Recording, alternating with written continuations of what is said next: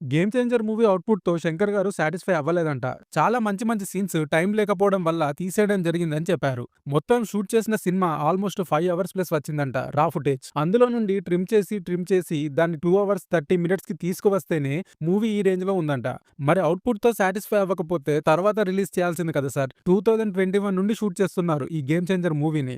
మీరే కాకుండా వేరే డైరెక్టర్స్‌తో కూడా మల్టిపుల్ సీన్స్ షూట్ చేపించారు. ఆ 'ఇండియన్ 2' అండ్ 'ఇండియన్ 3' మూవీస్‌ని ప్యారలల్‌గా ఈ మూవీతోనే షూట్ చేశారు. చాలా డిలేస్ అండ్ చాలా పోస్ట్‌పోన్‌మెంట్స్ తర్వాత ఈ రోజు రిజల్ట్ ఇలా వచ్చింది. ఇప్పుడేమో ఇలా అంటున్నారు నేను అవుట్‌పుట్‌తో సాటిస్ఫై అవ్వలేదు అని. రామ్ చరణ్ గారేమో మీకోసం 4 ఇయర్స్ టైమ్‌ని స్పెండ్ చేశారు.